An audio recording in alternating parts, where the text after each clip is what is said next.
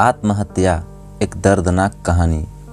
उसे जीना नहीं था, वो खुद को ख़त्म कर देना चाहती थी।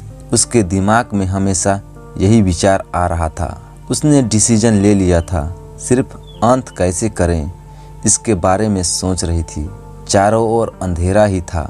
अपने ही सोच में मग्न पूर्वी नीचे बैठकर बहुत वक्त तक ऐसे ही बैठे फर्श की तरफ एकटक देख रही थी। पति के धोखेबाजी से पूर्व अंदर से टूट गई थी। उसने बोले हुए वह शब्द पूर्वी के दिल में घाव कर गए थे। इस बार पंकज ने तो हद पार कर ही दी थी। अब और जीने का कोई अर्थ ही नहीं बचा था।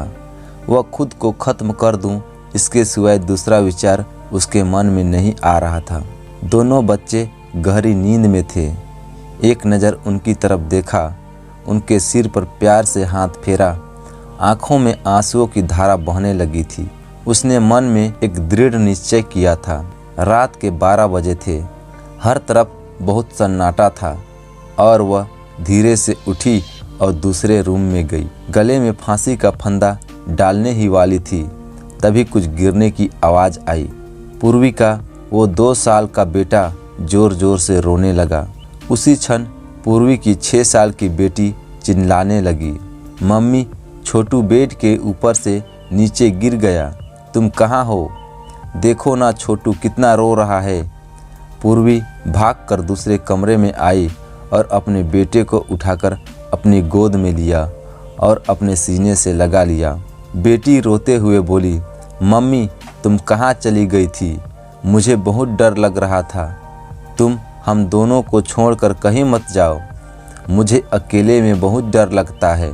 पूर्वी अपने दोनों बच्चों को पास लेकर जोर से गले से लगा लिया और रोने लगी। दोनों बच्चे उसके सीने से लिपटकर सो गए। रोते रोते पूर्वी को कब नींद आ गई उसे पता ही नहीं चला। काम वाली बाई गंगू की आवाज़ से पूर्वी की नींद टूटी।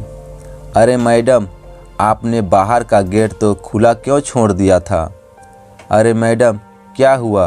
अभी तक आप सोई हुई हो, तबीयत तो ठीक है ना? वो खुद को संभालते हुए बोली, हाँ थोड़ी तबीयत ठीक नहीं है।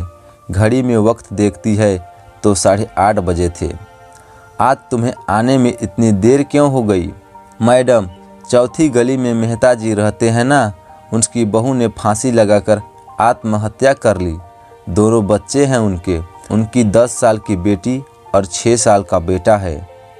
यह सुनकर पूर्वी के कलेजे को धक्का लगा। अपनी साड़ी ठीक करके उसने पूछा, कब हुआ? गंगू ने बोला, रात को हुआ मैडम।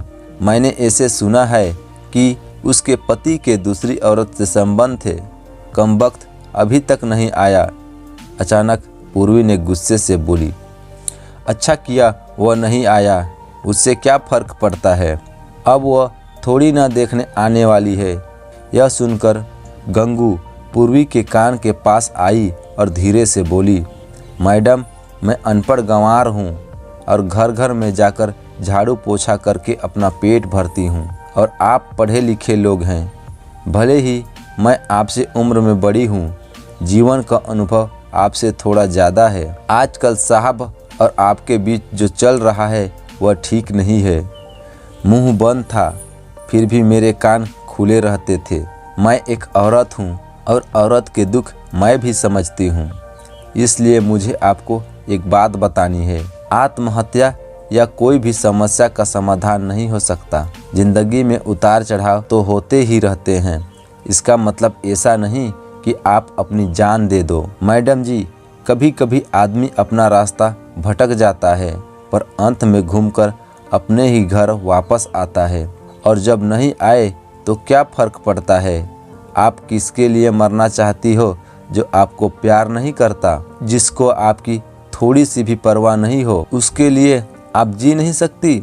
जो आपसे प्यार करते हैं, जिसको आपकी कदर हो, आपके माता पिता जो आपसे बहुत प्यार करते हैं, अपने बच्चे जिसको आपकी ज़रूरत है। गंगू का बोलना सुनकर पूर्वी की आंखों में से आंसू की धारा बहने लगी। पूर्वी गंगू को गले लगाकर रोने लगी। गंगू पूर्वी की पीठ पर से हाथ फेरते हुए सोफे पर बैठाती है और बोलती है, बुरा न मानो तो एक बात बोलूं मैडम, खाली दिमाग शैतान का घर होता है। आप घर में बैठकर फालतू बातों को सोचते हो। मैं आपको घर में काम करने के बाद 9 से 3 इस वक्त स्कूल में झाड़ू लगाने जाती हूँ। वहाँ की प्रिंसिपल मैडम बहुत अच्छी है। आप तो पढ़े लिखे हो, अगर आप बोलती हो तो मैं आपके लिए टीचर का काम करने का पूछूं क्या? आपका वक्त भी निकल जाएगा और मन भी लग जाएगा। इस पर पूर्वी चुप बैठी थी।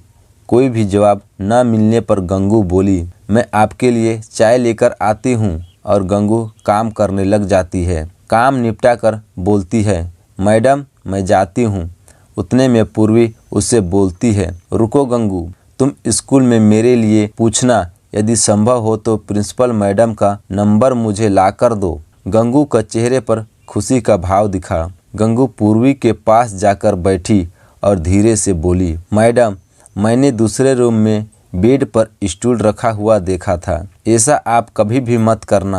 यह आपका घर है। इसे बचाने को आपसे जो हो सके वह कीजिए। बिना लड़े आपने हार मान ली। गंगू पूर्वी की हाथ अपने हाथ में लेकर बोली, मैडम एक फिल्म ने एक हीरो ने एक डायलॉग बोला था, लड़ाई लड़कर जीती जाती है, मरकर नहीं, क्योंकि मुर्दे कभी लड़ा नहीं करते। गंगू हाथ नचाते हुए ऐसे बोलने लगी। यह देखकर पूर्वी को बहुत हंसना आया।